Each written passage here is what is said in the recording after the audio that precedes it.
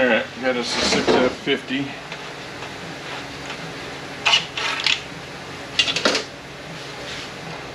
Eight millimeters on the pin.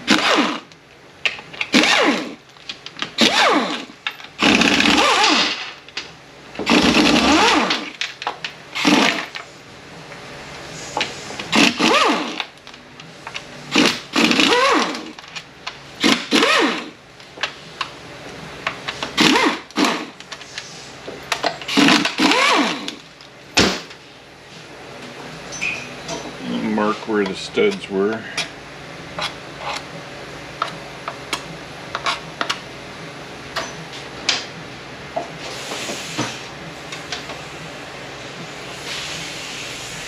$13 on those.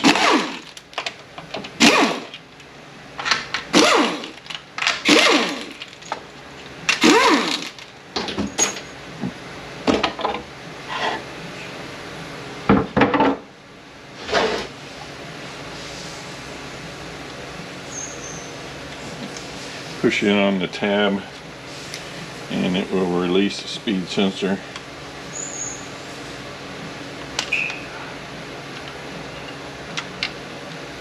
Push this gray tab over and then I'll allow this to release. Push in on it and it'll come up. And the speed sensor here, just push in like the other one and it'll release.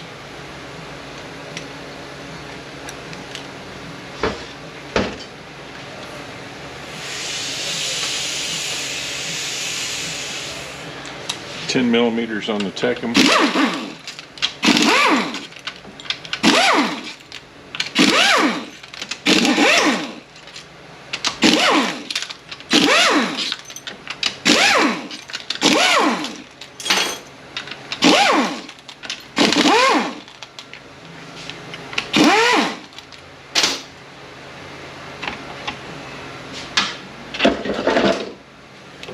Two 10mm right here. 10mm on the detent.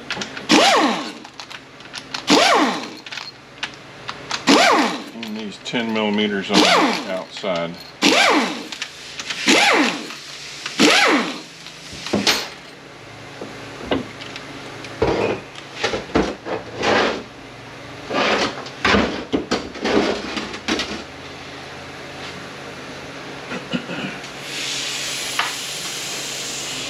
$8mm on the speed sensor.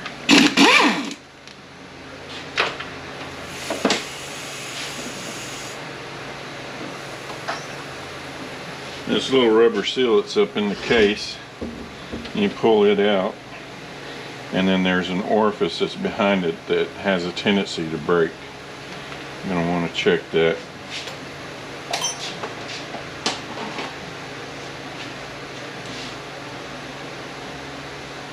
This one looks okay.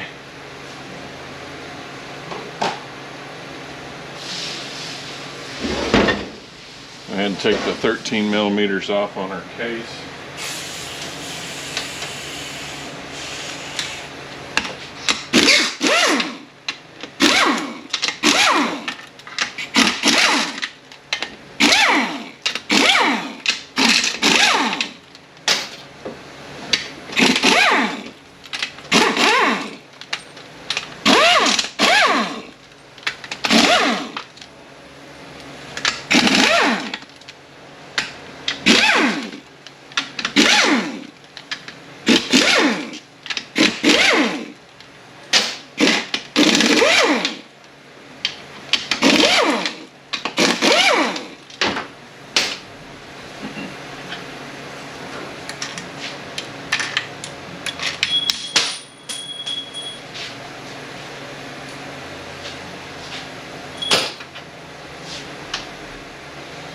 Alright, we're going to want to flip this up on its face now.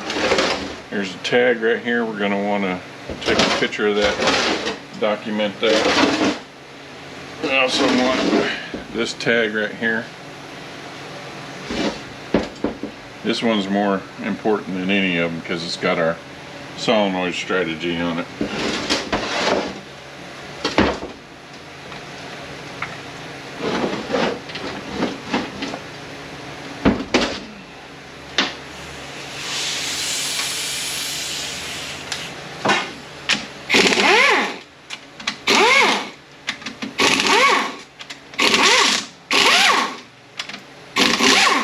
10 millimeters on the end cover.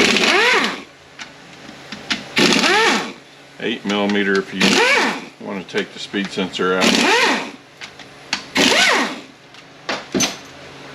I usually don't take it out unless I got a code for one, because normally I'm not replacing it.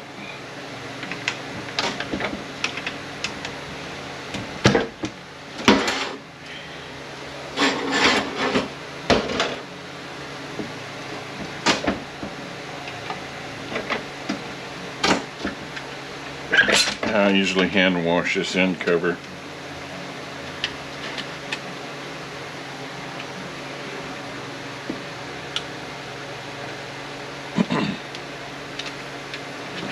We'll leave the end cover together. Let's check our bevel plate, make sure it's not cracked. Make sure everything looks okay back here. Usually all this is okay, unless this cushion plate breaks, and then it'll rip all that to pieces. We've got a bearing here. Our 3/5 cushion plates in here. We'll take this apart in a minute.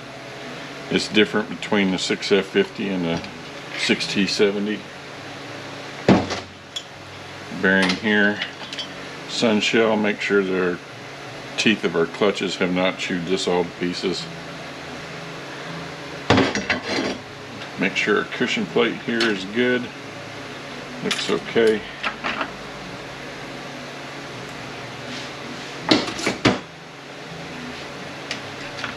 Planet. Make sure our pinions are okay. Usually all this is okay unless the cushion plate has come apart. Got two bearings go between. Sun gear goes with the ring facing up. Another bearing here. Another bearing here. Looks good. Let's check our cushion plate here, and it looks good.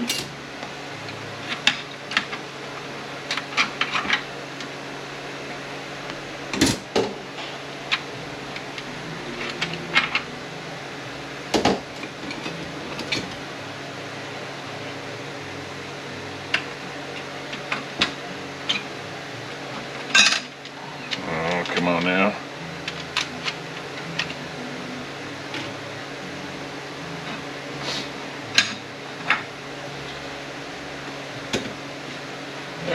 Got our snap ring openings at 11:30.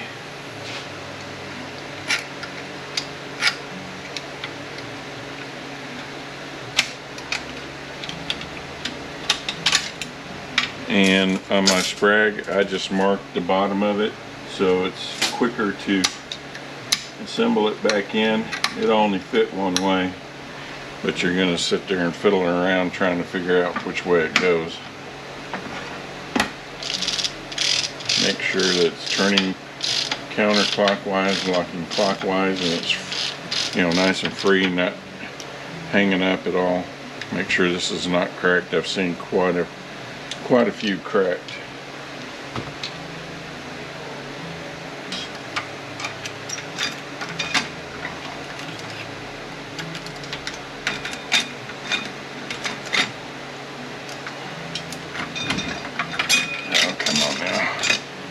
Just plan it out the way. Everything looks okay here. Make sure your pinions are not wobbling around or anything like that.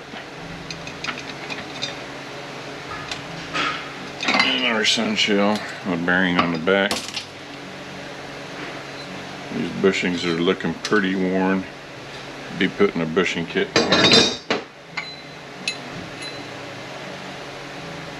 Check our surface right here. It's got some markings on it from the bushing, but it doesn't feel rough. We can probably polish that up.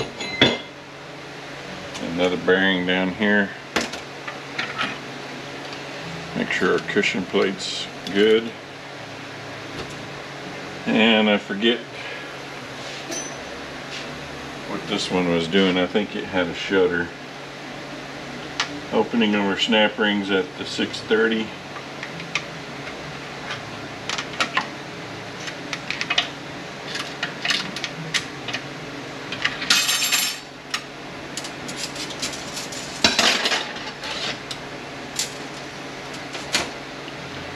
And make sure our bevel plate's okay. Looks good. Pull our piston out. It's still in good shape.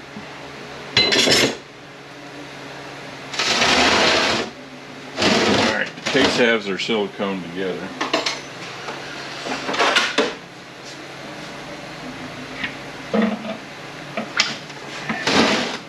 See if I can do this on camera. Just get up in between here.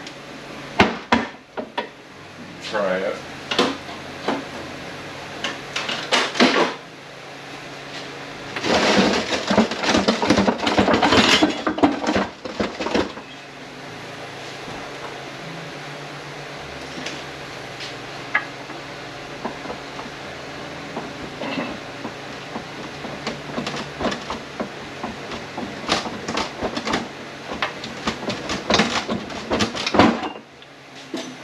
There we go. And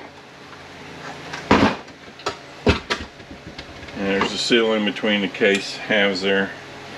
You want to make sure that you don't miss that when you're going back together. Check your race for your diff and your transfer gear. Usually all that's okay. Our lube tube. Check our gears here. All this is usually always okay.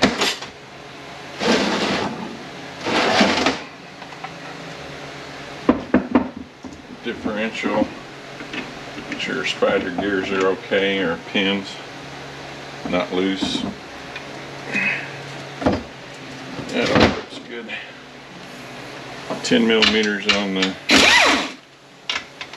support.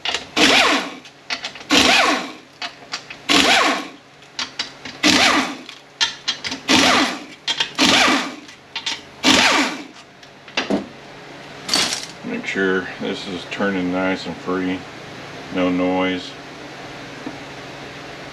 Feels okay. There's a washer in here, it usually stays, just leave it. Make sure your tubes are cracked. I've never seen one cracked yet.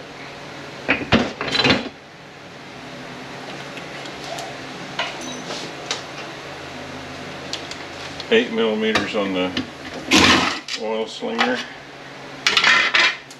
and the pump.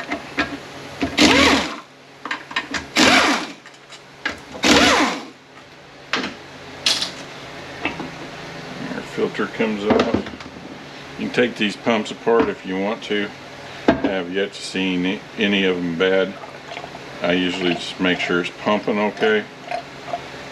30 torques if you want to take it apart. Make sure our chain, how loose it was. Put our washers back down there.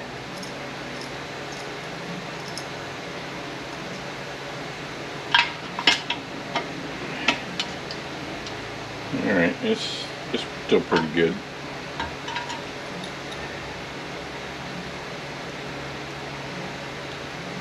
And we got the two washers there. Got an ID mark that faces down on this gear, and this other one can face either direction. Make sure our races are okay.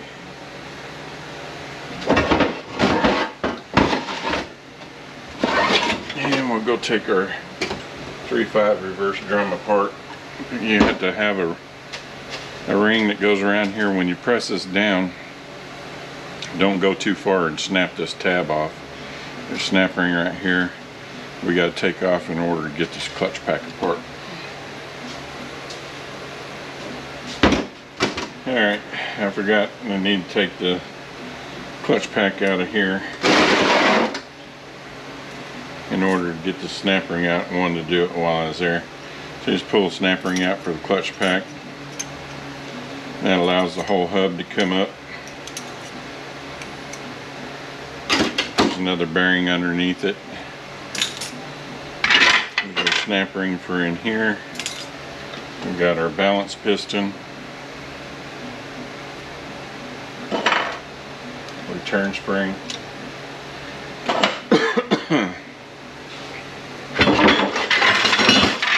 and then in order to get this piston out in here, let's shoot some air to this right here.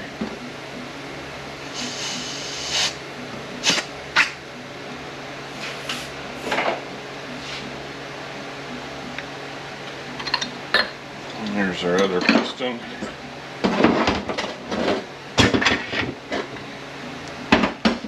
And we can get the piston off the back here.